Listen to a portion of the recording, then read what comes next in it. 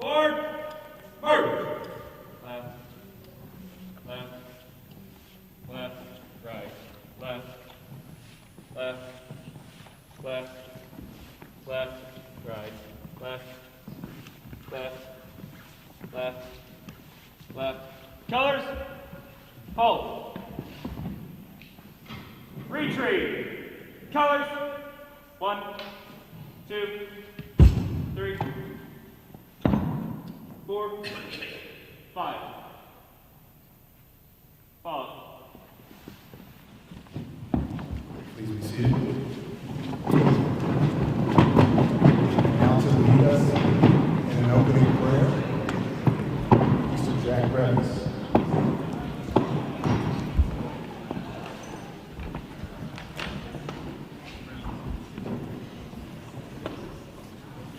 If you will, please bow your heads.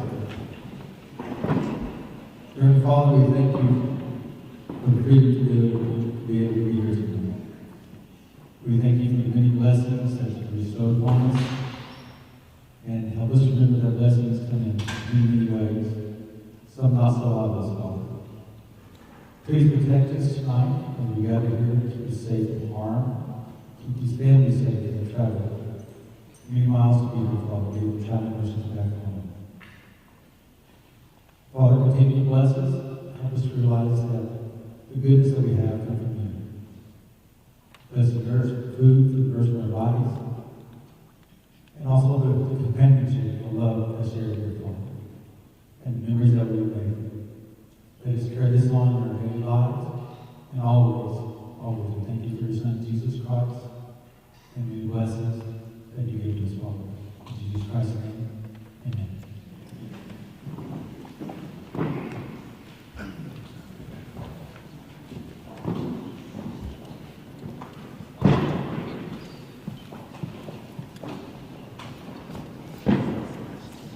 Well, good evening and welcome to the 2020 Muskogee Athletic Department Hall of Fame ceremony.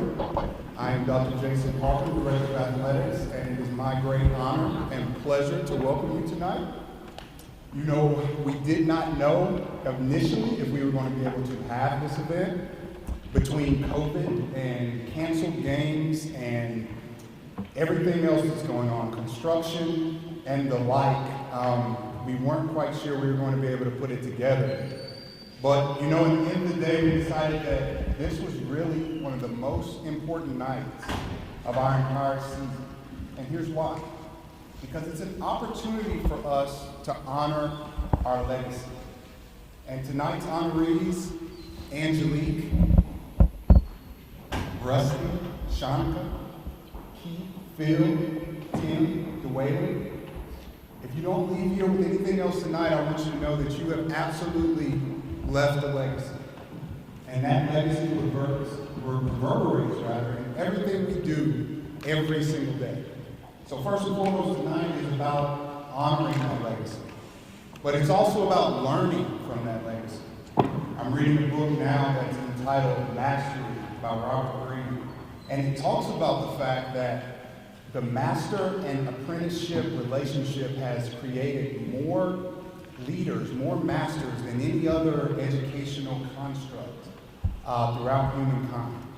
And I don't know how many of you know, but we are in the business of creating leaders today. And so the book is very important to me. But the book goes on to say that the master-apprentice relationship is so important and it's so dynamic because it forces the master, who would otherwise be busy doing, conquering, learning, leading, it forces him to slow down and deconstruct what it is that makes him special. It forces him to reverse engineer his excellence and break it down into elemental components that even a young person, even a beginner can understand. And that's what excites me about tonight, because as we learn the biographies of our honorees, as we get to touch them and we get to connect with them, we learn something about what makes them special. And that's something that we can take and give to our future generation. And so not only have you guys left a legacy, and not only are we learning from your legacy, but each and every day when we come to do our jobs, We are here to actually leverage your legacy. And what that really means is we're wanting to build upon the foundation that you have laid. And I know I speak for every staff member in the room when I say thank you for leaving a legacy that's worthy of building upon. Because what you guys have done, the reputation that you've left, allows us to attract stakeholders, such as students, such as families, such as staff members. It allows us to attract sponsorships from corporate to public and everything in between. It also allows us to attract all other types of sources that are necessary for us to educate at a very, very high level. So thank you for that as well. And lastly, I want to remind you that tonight is about leaning on your legacy. And what that means, quite simply, is that we still need you today. We still need your input. We still need your inquiry. We still need your investment, because we cannot move forward without knowing where we've been. So it's so important that, and we hope that this tonight represents a resurgence of your relationship with us. The resurgence of your connection to our culture is so, so important. So please help me in welcoming and honoring tonight's guests.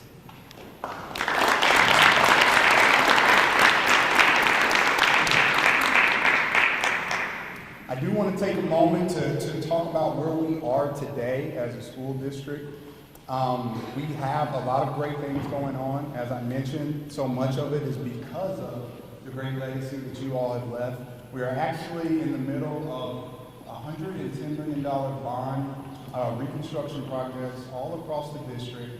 We've had a number of new staff members that are synergizing with leaders from the past and previous staff members.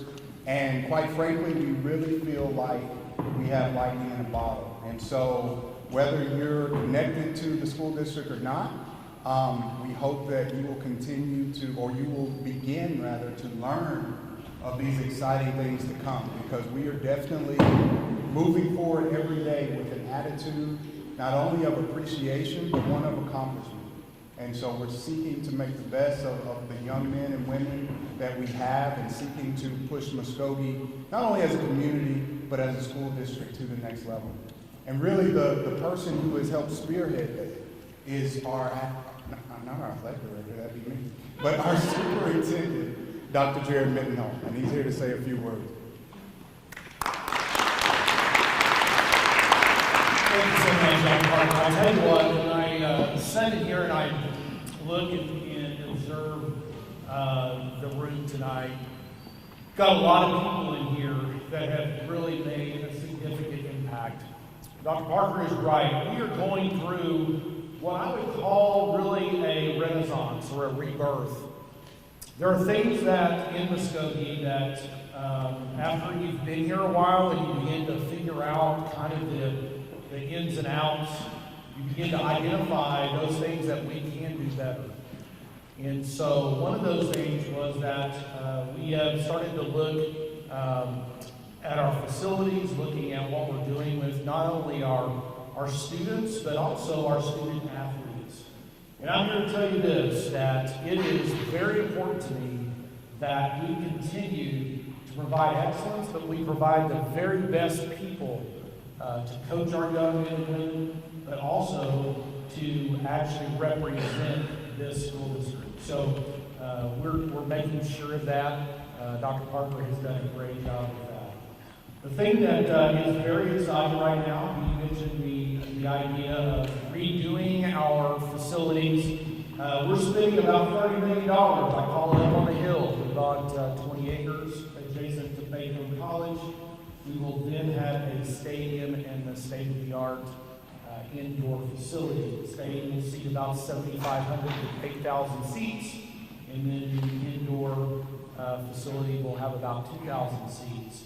And I will tell you that there will be no one, I repeat, no one in this state of Oklahoma that will compete with us any more than that. And I will tell you this, we will continue to bring in families and the very best coaches and the people that we have to make things happen. This is a great place Our kids deserve it, our families deserve it, and we have great people here. I want to say to the inductees today, one of the things, I grew up in Enid, Oklahoma, so if you really want to know, if you cut me, I would be a little bit blue and silver. Now, I know they haven't won a football game in a long time, okay? That was a joke, guys, it seems, but it's true. It's not a joke because it's true. They even had to go down south someplace to play a little small school, and they finally beat somebody. But I will tell you this, I've always thought about the Hall of Fame and what that would mean.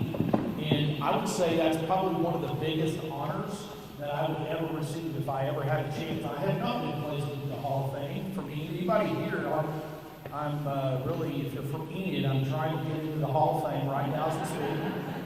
But I think it's such an honor for people to, especially when you go away and you really live your own life and you do things and people think enough of you to come back and honor you years later. So I'm going to tell you that we're very proud of you. We want you to be engaged with us. I know that some of you are coaches other places, or maybe you're in private business, or you're doing something in another community. Please be a part of the Rougher Nation. Be a part of what we do. Pay attention. We would love to have you come back and be a part of what we do. We're really trying to turn and make something special here, and we need you. We need you to be a part of what we're doing, because I think it's on the cusp of something really, really special. So, congratulations. I hope to someday be in your shoes. That I do want to congratulate each and every one of you. I was going to read through some of the accolades, and I thought, wow, there's so many of them, I would miss out on some. But I would encourage you to read about each one of these individuals. They're special, very unique in their own way. There's many state championships, there's many things and many students that either they've touched or they were on teams here that really made an impact as they were here. So thank you for being here. Thank you for the time tonight. I encourage you, we will look different in 3 years, and we'll be having this event in a brand new complex, and we encourage you to come back and visit. So welcome, have fun tonight. This is about you, about our inductees, and have a great time. Thank you.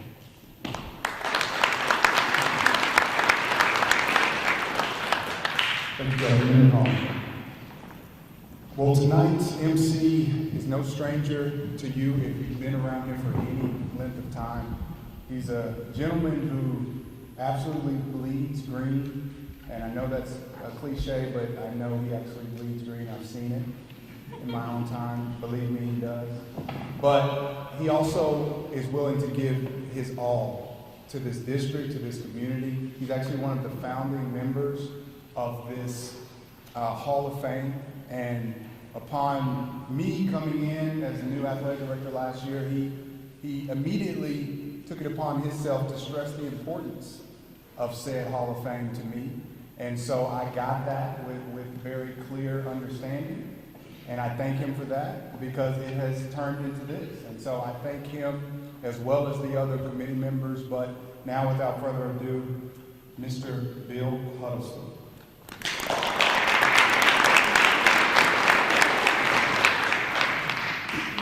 Somebody says you're one of the founding members of a group like this, it begins to date you just a little bit.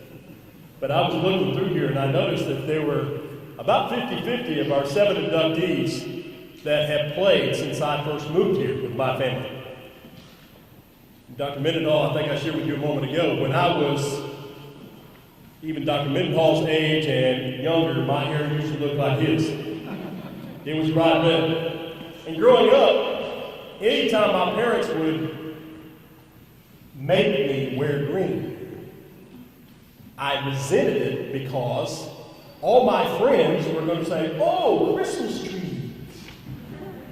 So I didn't like the color green until in 1984, my family and I my wife and I, with 2 small children, came to Muskogee and came and immersed ourselves in this community and have never resented one moment. And it's because of the way we do things here, the pride with which we take it, and the opportunities we have to make it even better. I think there's also a book called Going From Good to Great. And I think that's where we are today. This is the 16th such Hall of Fame induction ceremony. It began back the very first in 2005. And I remember the phone call I received from then athletic director Bobby Jefferson if I would consider serving on the Athletic Hall of Fame committee. And I said, Bobby, you want me? He said, yes, I want you. And I said, I'll be happy to do it. Since that time, if you look at the back of the program, you'll see the names. You'll see those from the early years, from the days of Muskogee Central and Manual Training High School. You'll see the names of those young women who are part of the athletic success, just like their male counterparts. It's an outstanding collection of talent, but even better people. So it's my privilege here tonight to serve as the, if you want to call it, the play-by-play announcer for tonight's event. I just wish we had a football game to play, but this is okay because we can have more fun and everybody can have more time because, like Dr. Parker said, Hall of Famers, this is your night. Rusty asked me when we go, he says, do we go up and eat at the front table or do we stay back here with our friends? I said, well, hey, it's your show.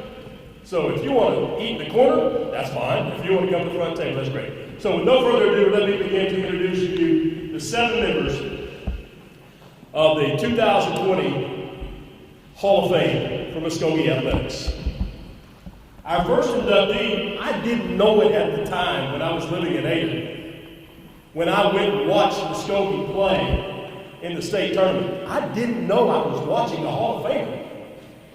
I had no idea that the 1982 graduate of Muskogee High School, Angelique Duncan Hillman, or as most of us just say, Angie. She was helping the Rough Reds basketball team to the state tournaments and reached the state finals in 1982. A 2-time all-conference selection, she went on to Eastern Oklahoma State College in Wilmington, where she helped lead her squad to multiple championships, including conference, state, and regional crowns, then on to the NJCAA National Tournament, finishing 8th in the country.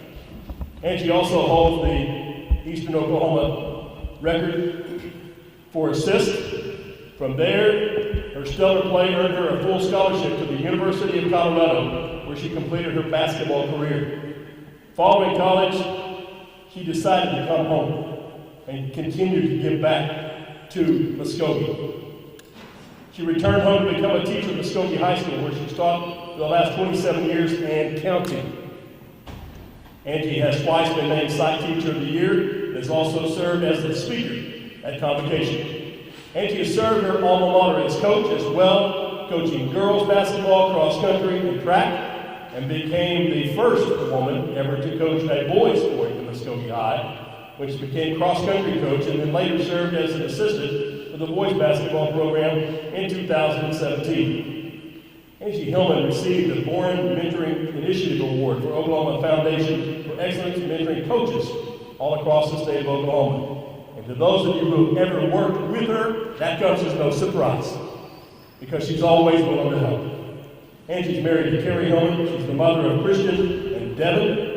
And she's also on display at Heart for Civic Service, serving as a member of Delta Sigma Theta sorority, the Muskogee Education Association, and the Oklahoma Coaches Association. Please make welcome to the podium for her thoughts on being inducted to the Hall of Fame, Angelique Duncan Hillman.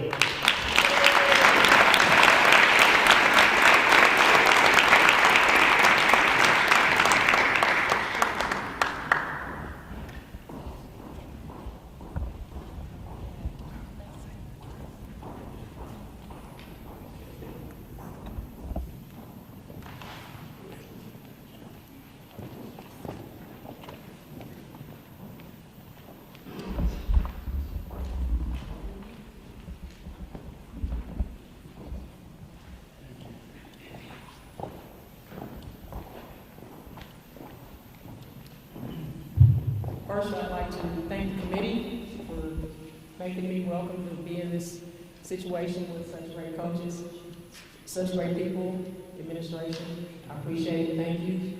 My mom used to say several songs. It's a long time coming, but I know a change is going to come. And with that being said, one of the songs that she always loved to sing was the Work I've Done, Speak for Me.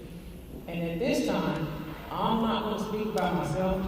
I'm just letting you know that I'm appreciated, but I will ask Jack Rennis, who has taught and coached with me for 25 years, if he would come up and give 60 seconds. No, 2 minutes, 2 uninterrupted minutes.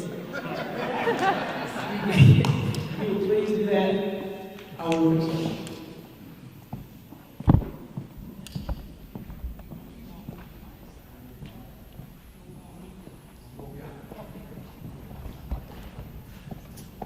If you need a picture of me in the dress, you gotta get it down.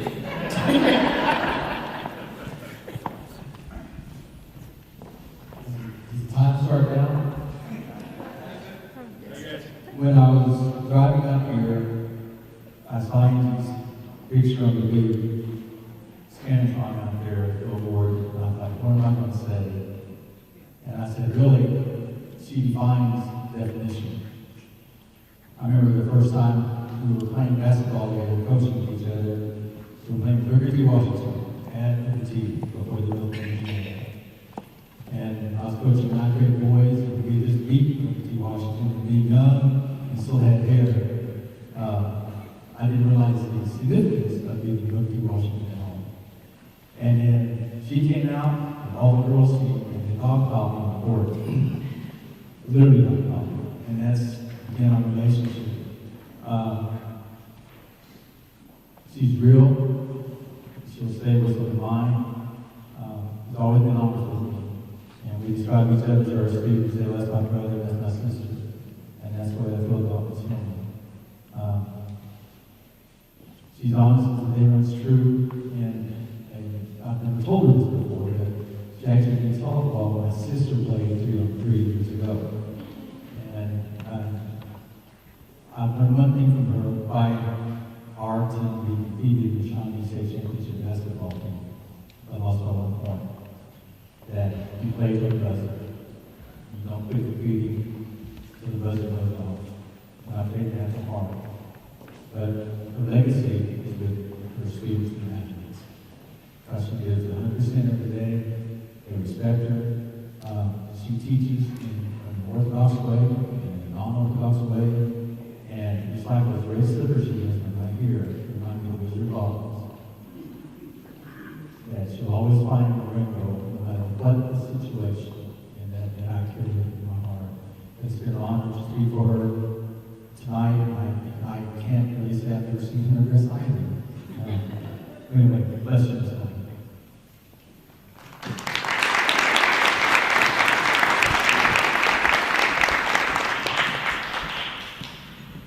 Because we are live streaming our event tonight, I should have reminded everybody when we first got started to stand as close to the microphone as we can. Looks like we've got a multitude of microphones, like we're on national network television. Well, we kind of are, because wherever the Ruffers go, everyone wants to follow. Our next inductee is a young man that I had the pleasure of watching on the wrestling mat. 2014 Muskogee graduate, DAWAYLON Barnes, actually suited up 5 years for the Ruffers, beginning as an 8th grader. Wearing the green and white, DAWAYLON helped Muskogee capture a state runner-up finish in 2011, as well as the state championship in 2014. A vital cog in the well-oiled Muskogee wrestling machine, Barnes earned 2012 Junior National Team 3rd place finish. In 2012, an All-American 4th place finish, and was a 2-time state placer for the Ruffers. Barnes also was named MHS Male Student Athlete of the Year in 2014. Following high school, DAWAYLON went on to Northeastern Oklahoma A&M in Miami, where he was an academic All-American in 2015 and 2016, a 2016 district champion, and was part of the national championship squad in that same year. From there, Barnes went on to the University of Oklahoma. Say that again, University of Oklahoma. That's hard for this album to say, okay? But he went on to OU, where he continued his wrestling career. While there, for the Sooners, he earned Most Improved Award in 2018 and was an NCAA qualifier prior to completing his degree in 2019. Dwayne is currently a mechanical engineer at KBR and currently attending the University of Oklahoma, where he's seeking to gain his master's in mechanical engineering. Ladies and gentlemen, to the 2020 Muskogee Athletic Hall of Fame, please make welcome DAWAYLON Barnes.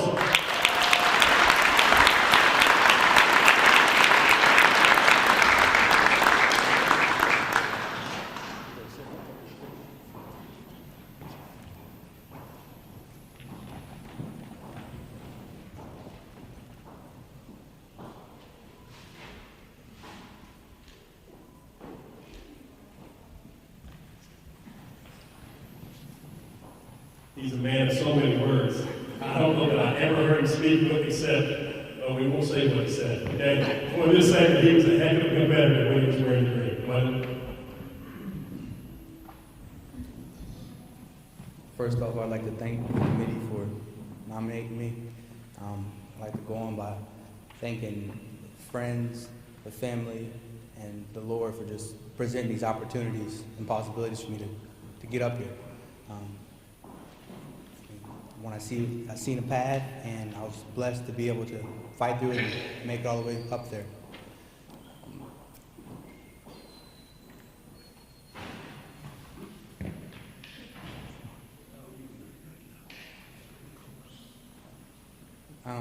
Again, I'd like to thank everyone, and if I could have Bobby Jefferson, 30 seconds of Bobby Jefferson's time, just to say a few quick words. This is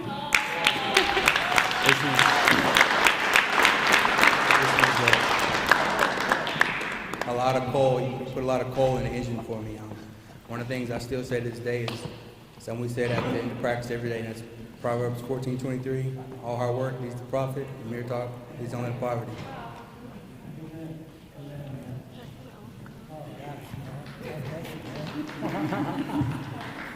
Yeah, this is unexpected here. I mean, this is great. It's a pleasure. Just real quick, I know all these cats. Been around, Bill knows. I was in elementary. I was junior high when he was playing for Rose. So, I mean, everybody. Before we got the goal here, man, I can't speak enough. This place said right there, probably 14, all hard work, was talking, very talking, some poverty. Shows where your spiritual life is. Masters, masters in mechanical engineering, shows where his education life is. And I definitely know where he is as a young man. Everything that life correlates. I remember that his didn't qualify. State tournament is sophomore year. And he was a state placer, no doubt. Fast forward about 7 months. He was at one of the toughest tournaments, if not the toughest tournament in the world, far away in Dakota. And gets beat his first round. He's down in dumps. Danny, my son, talked to him and says, hey, you ain't got time to worry about anything now, man. You got to work that out for you. He reels off about 14 wins against national ranked opponents. Cats he even wrestled in college. And,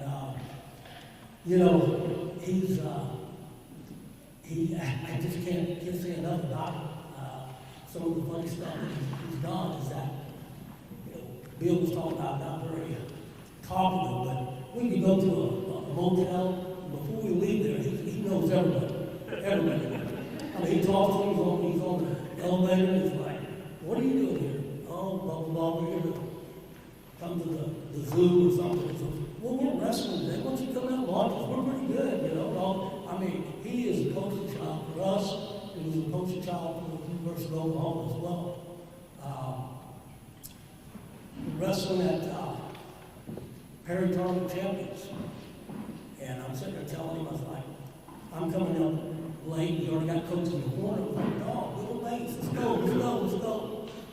And he looks up and smiles and hands me one of my toothpicks and dropped on the back. So that's just kind of where he's at. I mean, he's just one of those cats who couldn't rattle, just stayed in there and kept plugging. I said dog, that was kind of our nickname. You think it's short for DAWAYLON, but it's demanding the job. So, again, I'm blessed to be able to be a part of his life. I hope some might other way I may have impacted him. That would be a blessing to me, but it's all back on DAWAYLON and what he's done. Everything correlates in life. Like I said, good things happen when people work hard. They've done a hard work and do it all, man. God bless you, love you, man.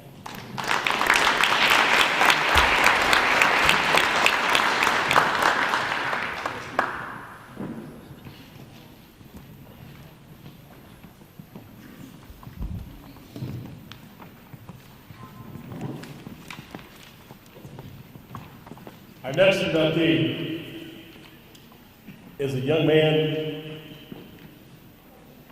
When I first met him, he had a whole lot more hair than he's got today. Part of that might have to do something with coaching and raising his own family, his own kids in the All right. When I first met Keith Coleman, it was over here in what is now, I think, the 8th or 9th grade dressing room. One day after practice, the coaches were talking about, that guy's got it. He's got it. You know what I'm talking about, right? Coach Hurd looks at me and said, Keith Coleman can play. A distinguished three-sport athlete from the class of '97, Keith Coleman was a 3-time football veteran. He helped the Ruffers reach the Class 6A state semifinals in 1994. The state quarterfinals began in 95 and 96, while earning all-district and all-area honors in the process. Not only was he good on the football field, he was also a 3-time wrestling veteran, to which he helped the Ruffers to the 97 6A state semifinals. On top of all of that, Coleman also was a 3-year baseball veteran while helping Muskogee reach the 97 regional finals. Coleman earned all-district and Green Country All-Star honors while playing baseball. He continued his athletic career on the collegiate level when he went to my collegiate alma mater, the Southern Black, where he played every game his freshman year at East Central University at the time, right? Okay. He went on from there. After his freshman season, he moved to Crowder College, where he became a 2-time all-region baseball selection for the Rough Riders. And then he continued his baseball career at Cumberland University, where he helped usher the team to a conference championship and a super regional final in 2001. After his playing days, Keith set his sights on the coaching ranks. Coleman became the head softball coach for Muskogee from 2005 through 2016, and while he was there, he amassed over 500 wins, 12 regional titles, a state runner-up, an academic state title, and the icing on the cake with the candles on top, burning brightly, the slow pitch state championship for Muskogee in 2009.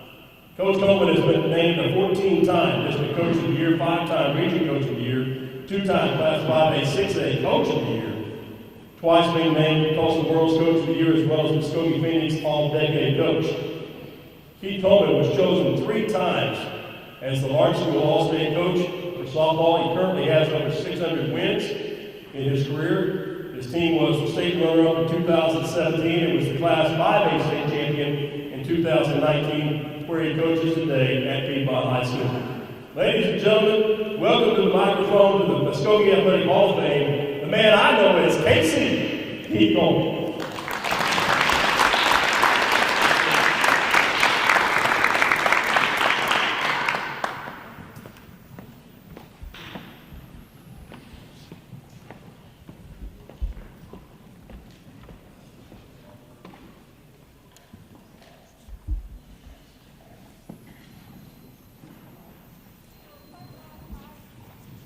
You know, it's really doesn't even feel real.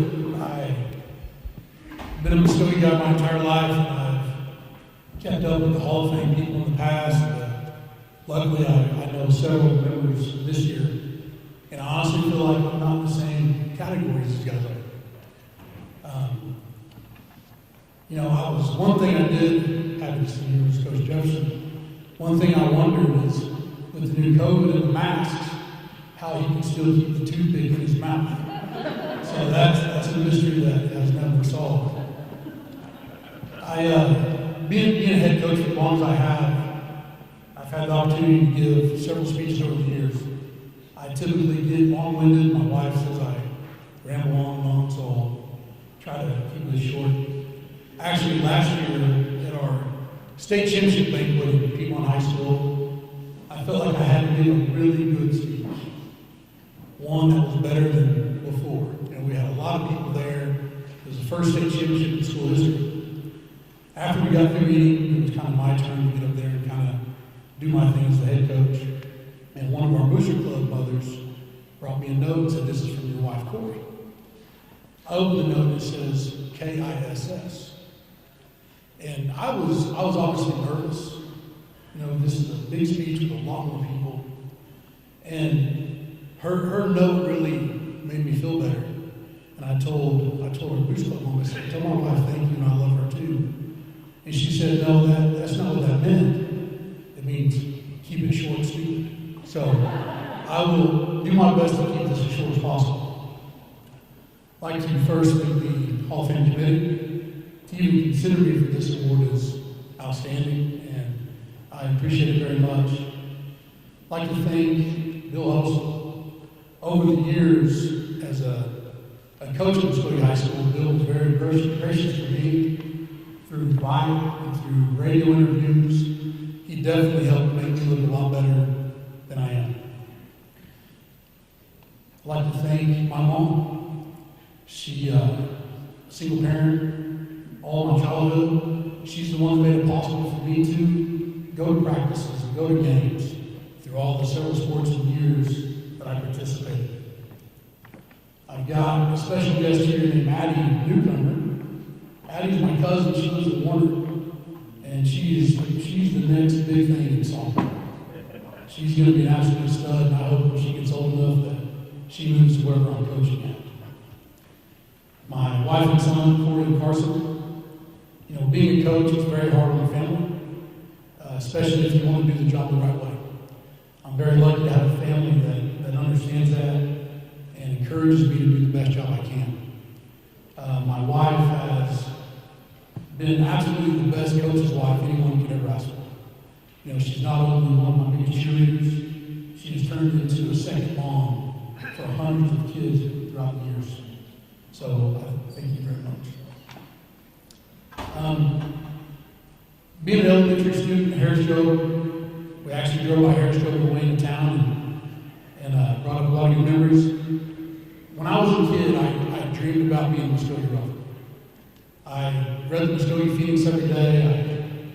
During football season, would read all the weekly games and all the daily updates. I lived to be a Muskogee Rougher. When I got to high school, I was very fortunate to get to play for amazing coaches. Guys who made such an impact on me that, they'll never know the impact that they on me. There's so many people I'd like to thank. Some of them include Scott Schroeder, Jamie Young, Larry Hurd, Jim Platter, Brian Dorn, Ron Freeman, and Coach Jefferson. These guys, as a high school student, gave me the desire to want to be a coach. The impact they did on me changed my life forever. When I went to college, I got to play for another Muskogee guy, a guy named Andy Summers. He was my college baseball coach. I was very fortunate in those times of my life to get to play for Muskogee guys. Guys that were Muskogee born and bred. Guys that either lived here their entire life or lived here for a long time as coaches for Muskogee Public Schools. Before there was ever such a thing as the Union Way or the Jinx Way, guys, it was the Muskogee Way. And that's the way I was taught. And it's because of those guys that I am where I'm at today. Whenever Bill talks about graduated college, my goal was to be a head high school football coach. That was my goal. I wanted to coach high school football. I got an opportunity to come back to Muskogee and work. Bobby Jefferson was the athletic director. We just hired Ron Lancaster and defense coordinator Matt Henson. It was a golden opportunity for me to work under two of the absolute best high school football coaches in the state's history. In my second year, my wife was diagnosed with breast cancer. That was in May of 2005. Because of that, I wasn't able to coach football. Bobby Jefferson offered me the slow pitch softball job. To be honest with you, I think if you asked him and me, we thought that would probably be a one-year deal. I'm going to coach slow pitch softball for 1 year while my wife's going through treatment because she was doing treatment in the fall and winter. By the spring, I can coach slow pitch softball. The next year, kind of go back to my goals of being a football coach. You know, obviously, whenever you make plans, God kind of laughs at you because who would have ever known? You know, who would have ever known that one thing changed my entire life as far as my coaching career? You know, Bobby gave me that job because he loved me, I think. Or he just wanted to see if I could fool myself coaching softball. I remember my first softball game that I coached in Muskogee was actually the first softball game I'd ever seen. You know, I definitely was not ready for that job. I got to work with a guy named Hal Sands. I'm sure many people in this room know Hal Sands. Hal Sands was the first person that kind of instilled the love of softball to me. He showed me how to effectively coach females. He showed me how to build relationships with females. Then over the years, I got the opportunity to hire the absolute best high school softball staff you could ever imagine. Guys like Lyle Thomas, Don Yates, Heidi Hughes, and Coleman Hughes. I got to hire another Muskogee Hall of Fame member, Darryl Wood. And because of Darryl, I am the softball coach I am today. Everything I know about this sport, and everything that's helped me be successful as a head coach, I learned from Coach Wood. Having him in practice was like going to a coaching clinic every day. And I know Coach Wood wanted to be here tonight, and I've told him this several times that I owe him an awful lot. During my coaching career, there was one person who, like I said earlier, changed my life forever, and that's Bobby Jefferson. You know, I don't know if I've ever really told you, Coach, how much impact you've had on my life. You know, talking with Joanne and talking about the impact that Coach Jefferson had on him. Guys, Muskogee wrestlers, I don't care what year they wrestled with Coach Jefferson, they would walk through fire for him. And that is me. You know, Coach Jefferson is the absolute best of the best. You know, whenever you receive a Hall of Fame plaque, it should be the Bobby Jefferson Hall of Fame plaque. When you think about Ruffers, when you think about the Muskogee way, it's Bobby Jefferson. You know, as long as I live, Bobby Jefferson is the guy that has made the biggest impact in my coaching life. And Coach, I appreciate it very much. In closing, everything I've accomplished in my playing days and coaching career has been the result of others who sacrificed their time and energy for me. It has not been because of me. These 600 wins, multiple state championships, it's not because of me. It's because I was taught by great coaches when I was in high school. I worked for great coaches when I was a coach. I worked with great coaches as a coach. I have been very fortunate to have played for legendary coaches throughout my life and worked with legendary coaches as well at Muskogee High School. I've also had phenomenal players. Phenomenal players. Great kids who have done everything we've asked, who bought into a team culture, who bought into doing the Muskogee way. My kids at Piedmont High School right now, they don't know what they're doing the Muskogee way. Okay? And I owe everything to these folks. I owe everything to the people I reference. I will continue for the rest of my coaching career to show up and work as hard as I can to earn the blessings that I have received over these years. and I will continue to work as hard as I can to hopefully make the coaches that I play for and work with very proud. Thank you guys very much.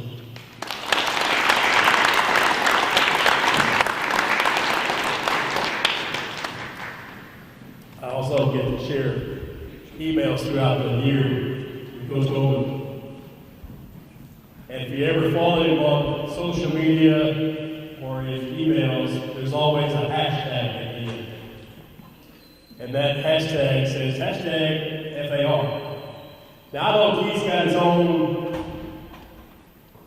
I won't call it a secret message or meaning, but just listening to him talk, I think he defined it. Hashtag forever love. Whether you wear blue, you'll always be part of the green light. Our next inductee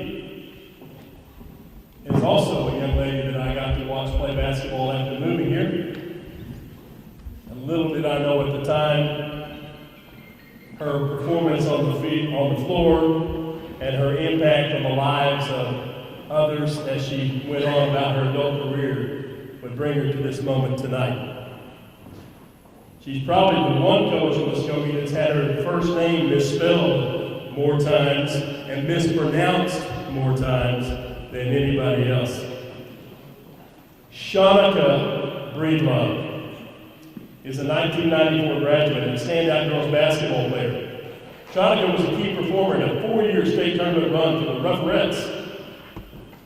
She was a 3-year basketball medal winner, was an Oklahoma All-State honoree, as well as earning academic all-conference honors in her senior year.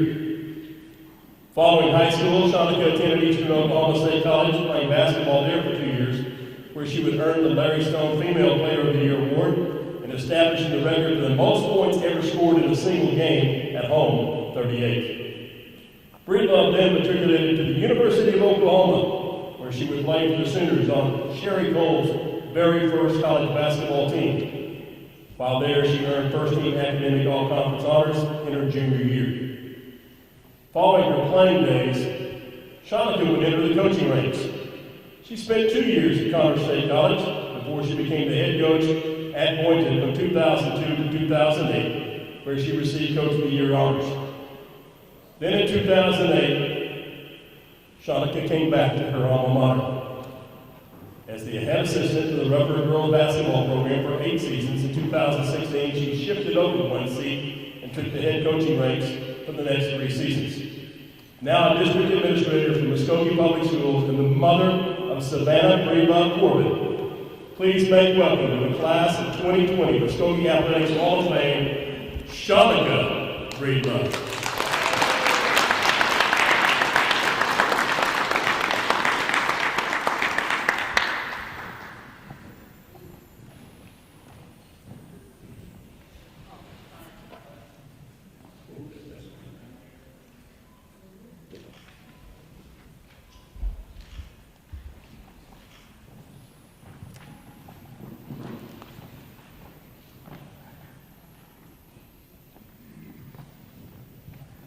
Said that was a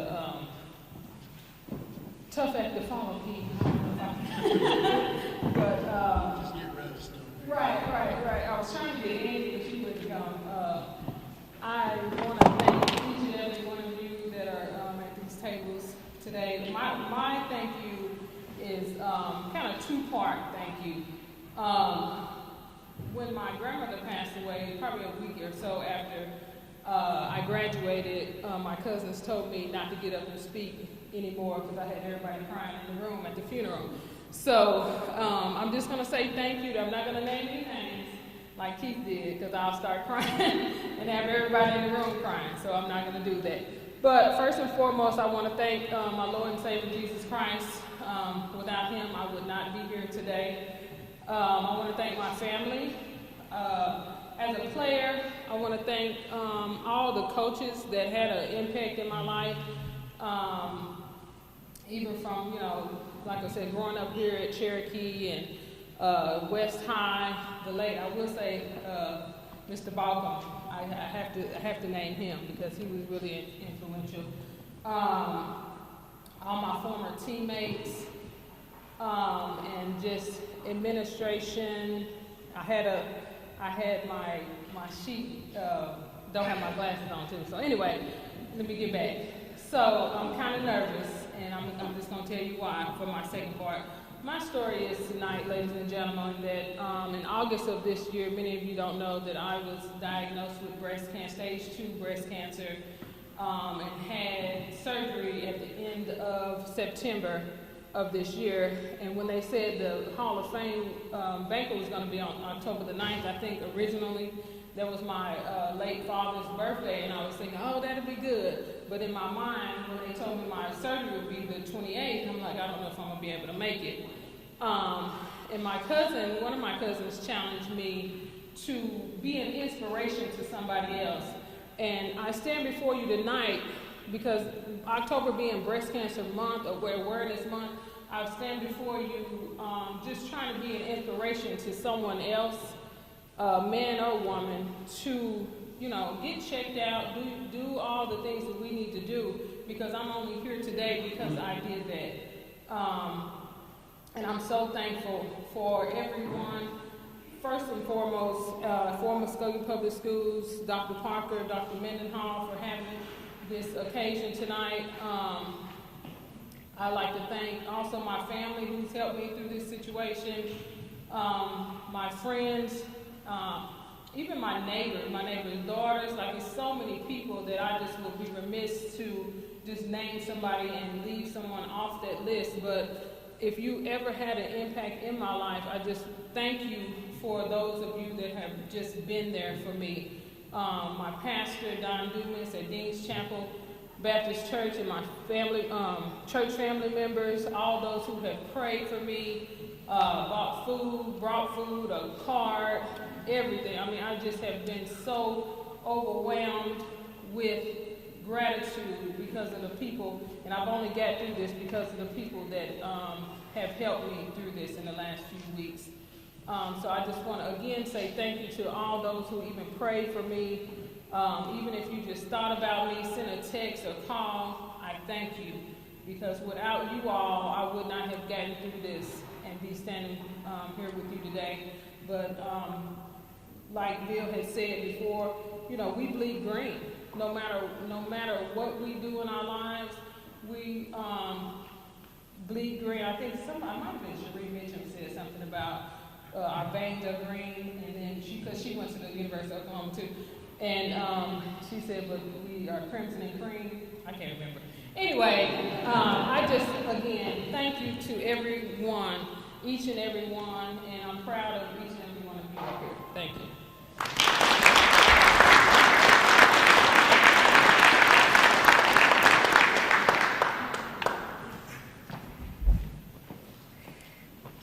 One of the familiar names that I've had the pleasure of following the heritage of the family name as it relates to athletics in Muskogee is the last name Gibbons, as there have been multiple young men that have come through the various programs that I've had a chance to be acquainted with. We were talking before the event began tonight. Obviously, Phil doesn't look near as old as I do. He's maintaining his playing weight.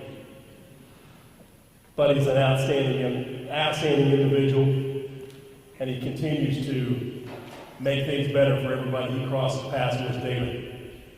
From the class of 1971, a graduate and standout athlete, Phil Stanley Gibbons was a 3-year letter winner and one of the most feared hitters in Rougher football history. He played both linebacker and cornerback. Gibbons led his team in tackles, in assists, as well as tackles for loss.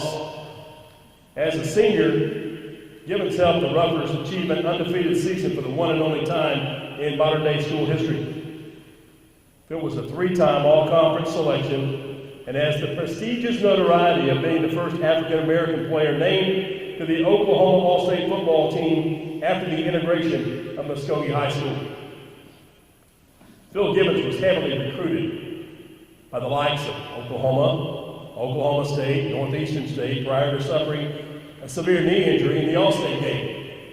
After taking a year off, he completed his career at Northeastern State College at the time. He was later recognized as the linebacker of the century. Think about that. The linebacker of the century, an award that was recognized and given by the Muskogee Phoenix. Phil Gibbons presently is a farmer, a business consultant, a well-known civil rights advocate.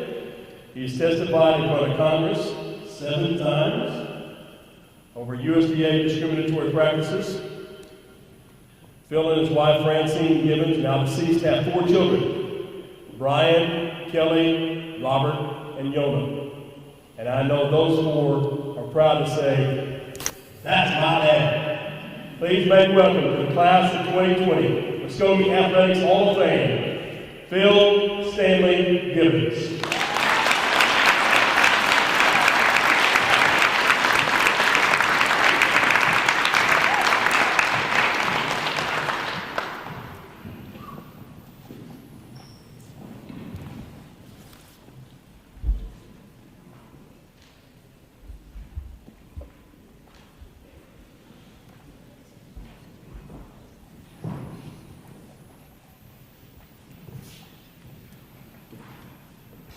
Well, first of all, I'd like to thank the nominating committee here that put me up with this award, and I certainly appreciate it.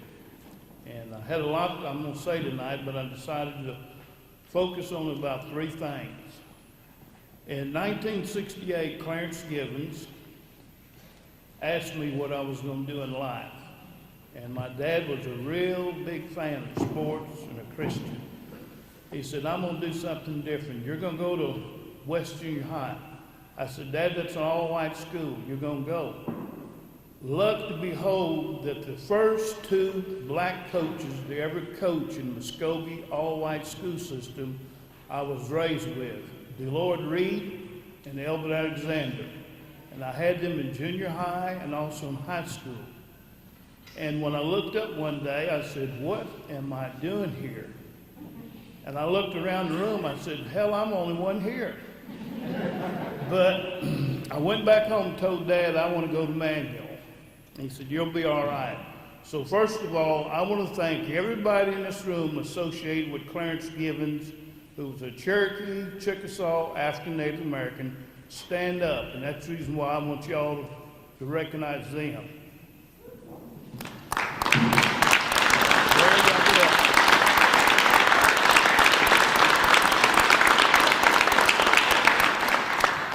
When they brought Manual over to then Old Central, I knew great things were going to happen. We had a coach named DeLord Reed, Curtis Brackeen, Frank Tillery. Bobby Jefferson was real little then. I knew who he was because he was a wrestler and also a pretty good athlete. But the main thing that my dad, Clarence Gibbons, said, son, your work ethics. Be hard at it. So every summer out there on that Coburn Ranch, Dr. Coburn's father had a ranch, I'd haul hay all summer. So when we had 2 days, I was already in excellent shape. So having that type of work ethic and having those coaches, Frank Tillery, Burl Keeter, DeLord Reed, Albert Schultz, they turned me into a hitting machine. And I took great pleasure when we went to Booker T and beat them. Coach Lacey had never been beaten by a white school. And Donna Hale said, well, how come you're so good? I said, hell, if you were black and Indian, you'd be a good athlete too. So I want to thank everybody in this room. And I'm going to ask the school superintendent, the next time you need some education money, diabetes money for this school district, you come to my office in Tahlequah. And in closing, I want to thank this. I see AR, this new construction, but being the first African Native American to become an all-stater and go to an all-white school meant a lot to me. And I learned from that experience. But one of the greatest things I learned how to do was to read 24, 27, all the codes of federal regulations we have out there. So in doing that, it has helped me help hundreds of people. And yes, I've met President Trump twice this year before Corona set in, President Obama, and I testified. You think about it. coming up raising on Cooter Creek, south in Muskogee, and testifying in front of Congress 7 times. And I've made Keith Siegel, Native American class action lawsuit. Congress paid out $1 billion. Then they had to turn around and pay the black farmers $1 billion because I sit on the witness stand for 14 hours, 13 days straight. And I want to thank the good Lord and all my family for supporting me. So once again, I want to thank everybody in that Gibbons clan over there. Thank you all, and I want to thank you all for nominating for this award. And I was told to make the speech short and sweet. So thank you.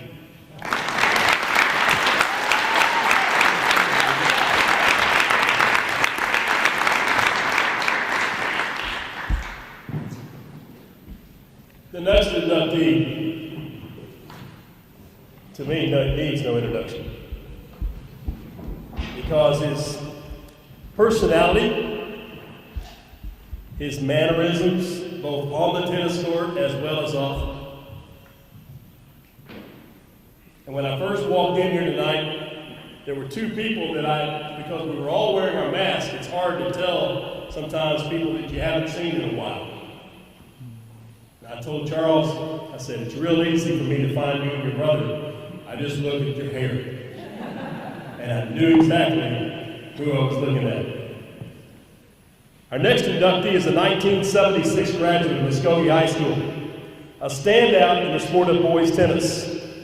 Rusty Bradley captured the conference #1 singles crown every year. Think about that. Every year, from his freshman to his senior year. Coach, I would love to have that opportunity for you as a player in today's world to walk on that court and walk off with the #1 singles crown against some of those drowned when it rained folks over on the west side of the state. Freshman, sophomore, junior, senior year, he was the state champion. He topped those performances by becoming a state finalist as a #1 singles player as a junior before winning the ultimate state champion honors in '76.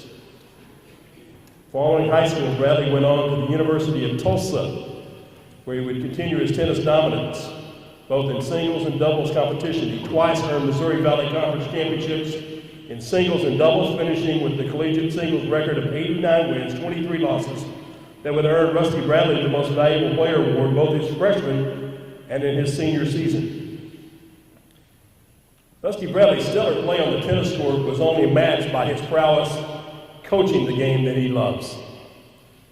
Rusty went on to become Muskogee High School tennis coach for 27 years and had the distinction of qualifying players for the state tournament not once, not twice, not 15 times, but every year of his coaching tenure at Muskogee. 27 years in a row without having somebody of his team qualified for the state tournament.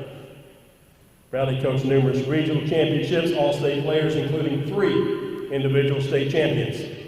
As a coach, Rusty was recognized as All-State Coach of the Year in 2014, Regional Coach of the Year in 2000, and then was inducted to the Oklahoma Tennis Coaches Association's Hall of Fame just last year in 2019.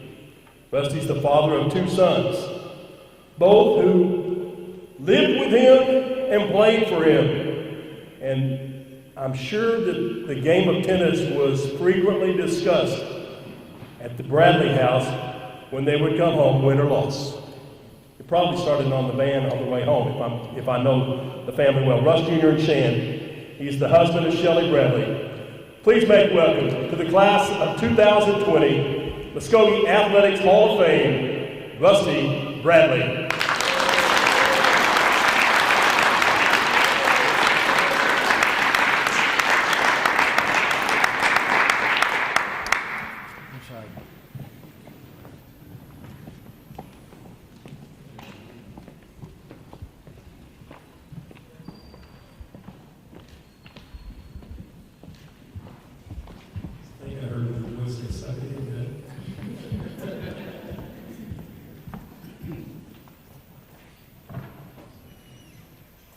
Thank you, Bill. Thank you.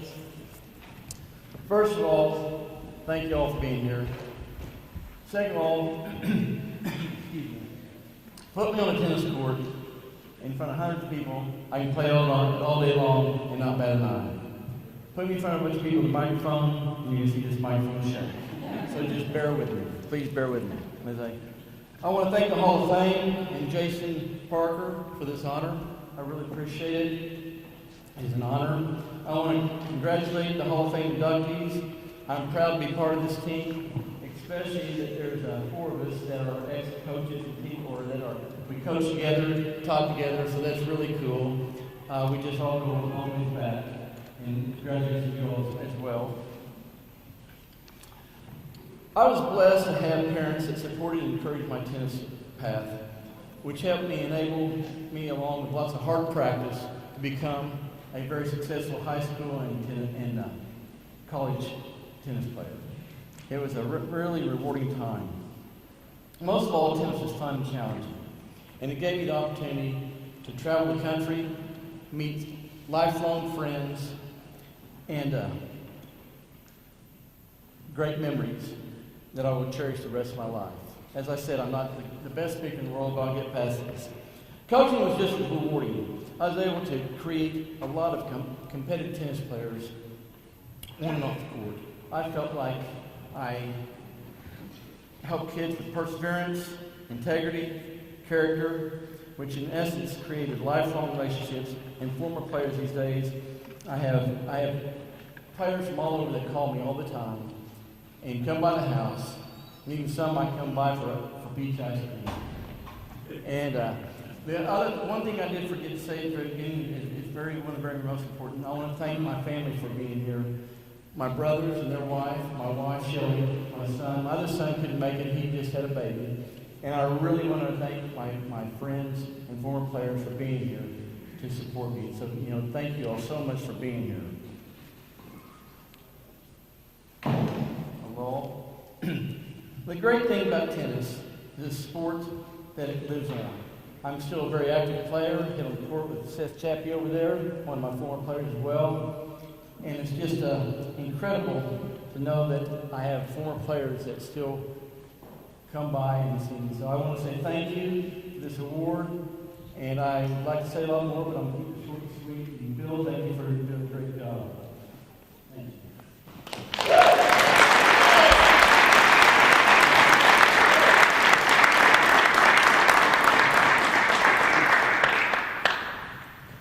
I want you to take a close look at the picture that's in the program.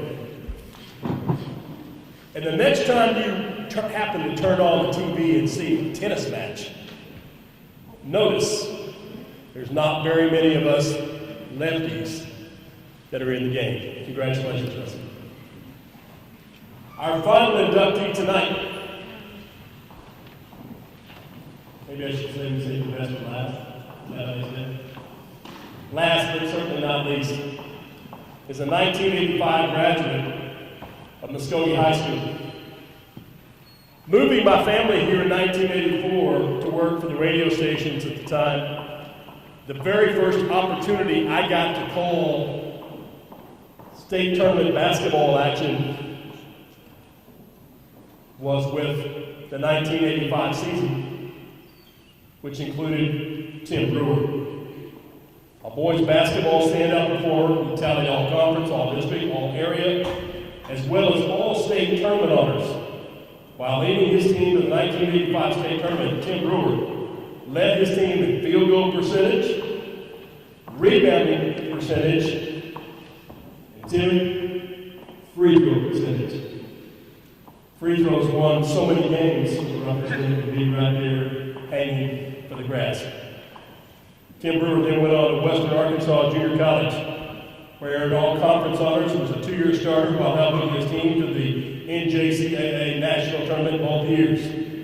Following graduation, Tim Brewer attended the University of North Carolina at Wilmington before finishing up his career at Northeastern State University in Tahlequah. While at NSU, Tim Brewer was named the team MVP. It was an all-conference selection while leading his team in scoring, rebounding, shooting percentage, and again that magical free throw percentage. Tim was honored to serve as local and regional president for Kappa Alpha Psi fraternity. He and his wife Brandy have two boys who are tremendous students, Colby, who's currently attending the University of Oklahoma, and Caden, who attends Rice University. One of my very first interviews when I came up here, and I don't think he remembers it, but I can remember talking to our basketball players with microphone, and I didn't really know them, but once I talked to them, I knew them because they made me feel a part of it. To the class of 2020, it's my pleasure to introduce to you. Some call him Tim, some call him Timmy, some call him Mr. Brewer, some call him Dad. But I call him the man that made free throws, which was close to my heart. Tim Brewer.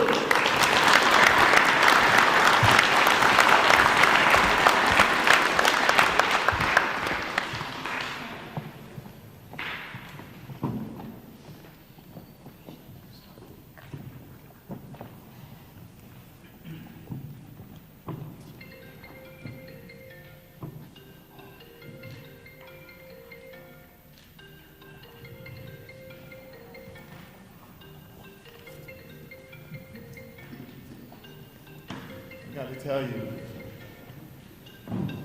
I didn't expect to give a speech tonight, but had a long ride here, so I think I can throw a couple of words together.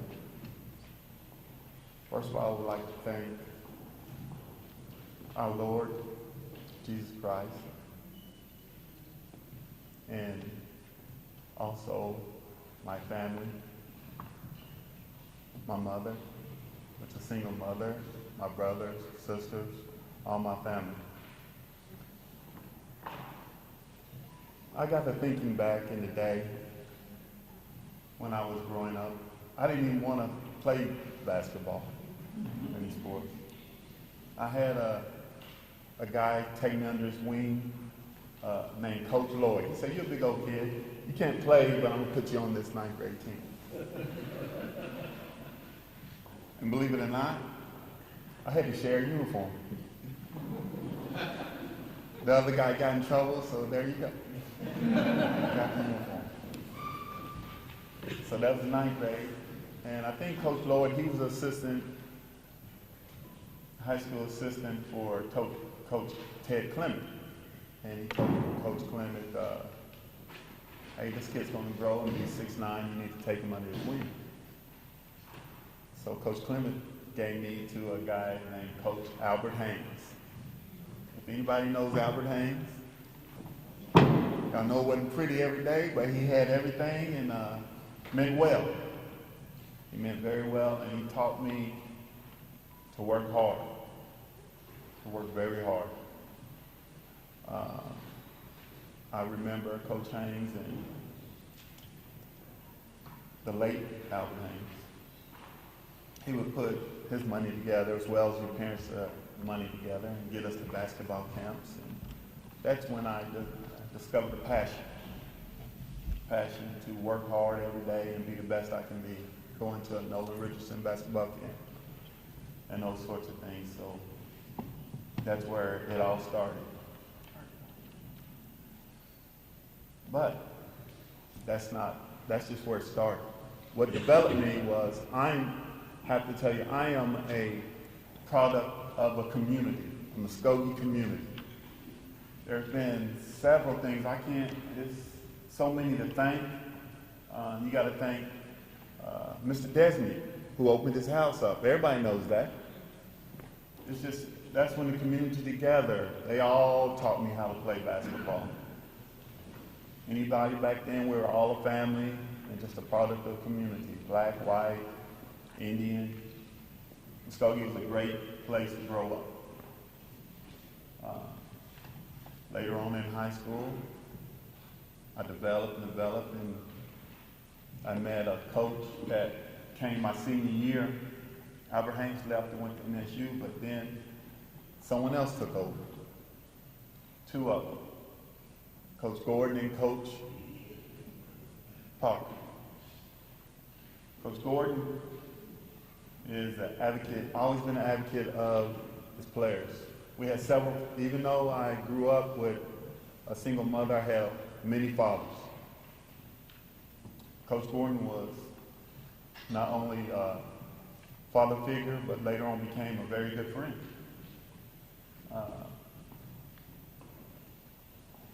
He had 3 t-shirts they called Chairman of the Boards. That's he said, in order to get this t-shirt, you have to average 10 rebounds in 3 straight games. So we played Booker T one time, and I think in one game I had 19 rebounds. So, Coach, I said, I only got to get 9 more in the next 2 games. So I really don't have to work that hard, you know? And he looked at me and he's like, no. But I want you to know, Coach Gordon, you will always be my chairman of the board. I appreciate that. Always. When I saw everybody getting someone up here to speak for them, I said, well, I know who I'm going to get Coach Gordon. I said I won't do him like that because it wouldn't do this. I would rather speak for him.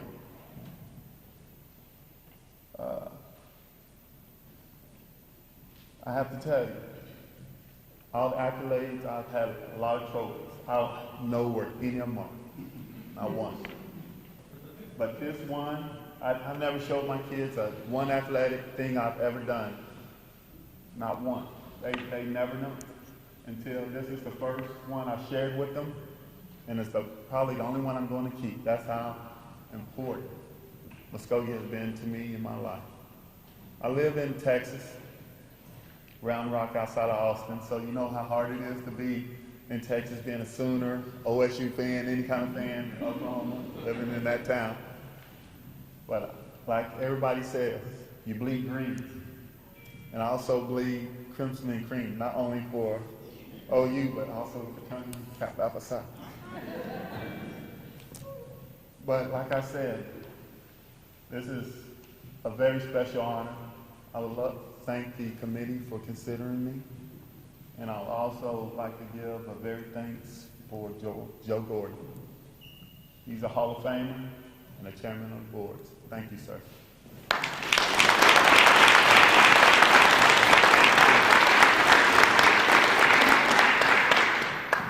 If you are the spouse or parent of our Hall of Famers or significant other, would you please stand? Family members.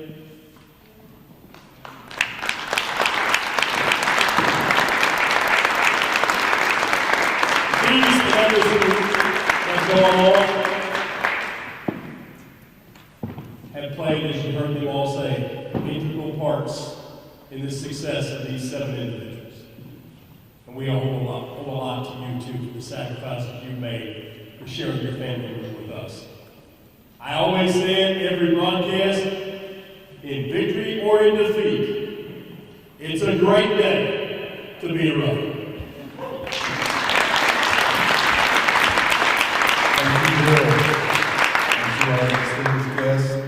Thank you for being here tonight. You know, we began tonight talking about leaving a legacy, and the legacy that these people have left here at Muskogee. And you really can't talk about the legacy that is Muskogee athletics without Coach Bobby Jefferson. Coach Jefferson, it does my heart good to see you here tonight because you've meant so much. As many of the guests have mentioned, you've meant so much to our legacy, not only as a coach, but as an athletic director, as a leader of young men and adults as well. And so many of the honorees whose names don the halls, or the walls rather, of the Hall of Fame, have been touched by you. So if you guys would help me honor Mr. Bobby Jefferson, I'd appreciate it.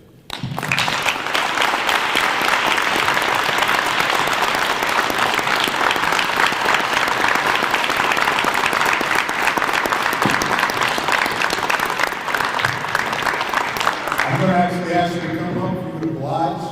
I'm going to ask all the members of the Hall of Fame committee to please come up along with Mr. Jefferson and oblige us for a few seconds. Hall of Fame committee members, Mr. Jefferson, Coach Jefferson, if you would.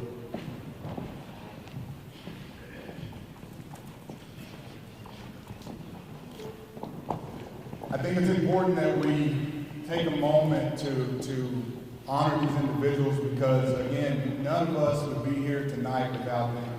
This was the brainchild of Mr. Bobby Jefferson and these committee members some over 16 years ago.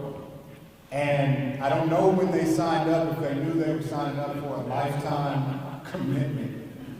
But one of the things I did earlier this summer, I called Coach Jefferson, I said, Coach, I'm looking for Hall of Fame bylaws and rules. I'm a lawyer, I gotta get this stuff straightened out. Jason, ain't no rules. We just vote. Okay. Well, we'll try to make some rules. And so we've embarked upon a process where we've tried to go out and recruit new members so we can continue to represent this Athletic Hall of Fame as best as we can to get both young and old and black and white and everything in between, female and male, because that really best represents what Muskogee is. And so I want to take time to not only honor these individuals for the sacrifice, for the time. This is a thankless job. A lot of times it's highly politicized. People want to know why they haven't been put on yet, or when they're going to be put on, and so on and so forth. And so it can be a thankless task. One of the things we've actually changed, and I don't know if we've changed it or it's just been forgotten, but originally coaches could not be a part of the Hall of Fame while they were currently coaching.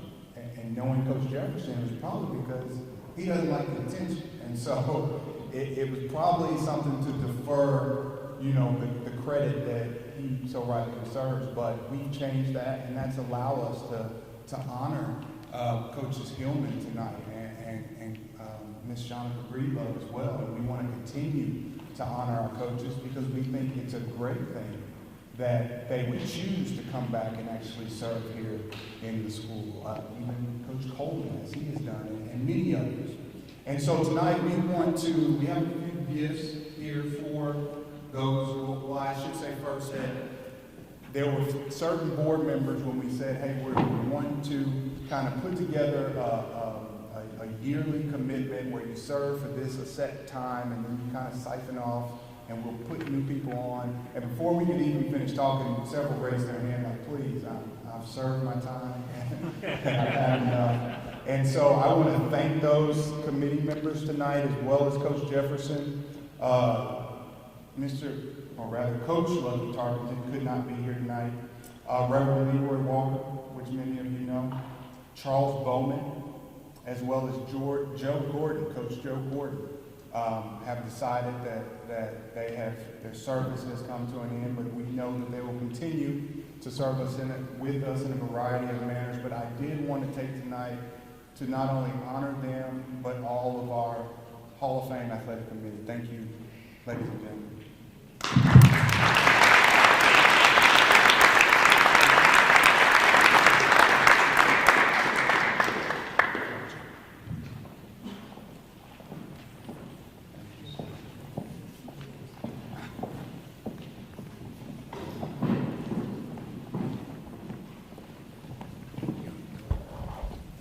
Come on over here, Joe, back farm.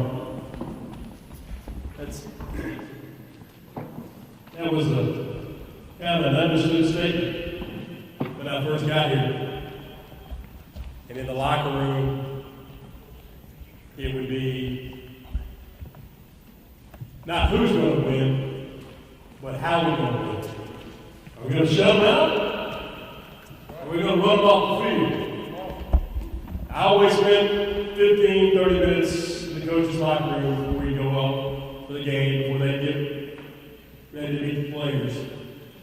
And without fail, every time, my broadcast partner at the time was a gentleman by the name, as we mentioned tonight, Curtis Brackeen.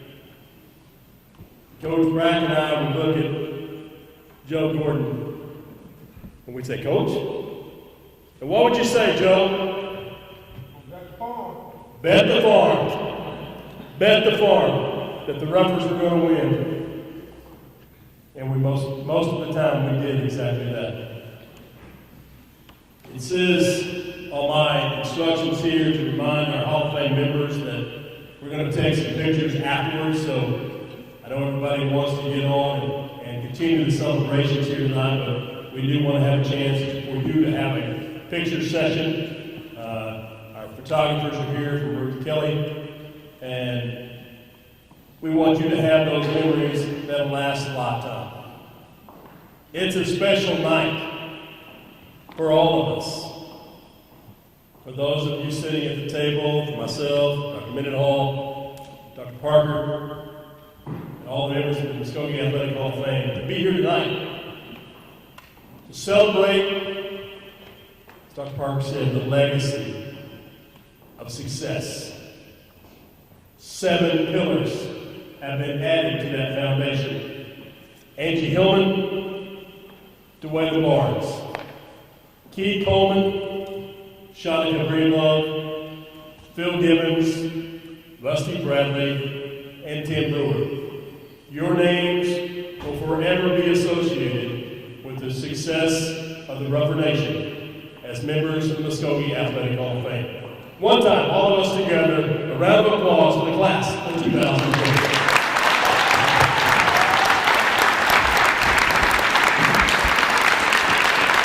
Thank you so much, Dr. Brewer. We have a backdrop in the back, and we take pictures. Each of the honorees will go home with a plaque tonight. You're also welcome to take your poster. And again, thank you so much for coming out. God bless.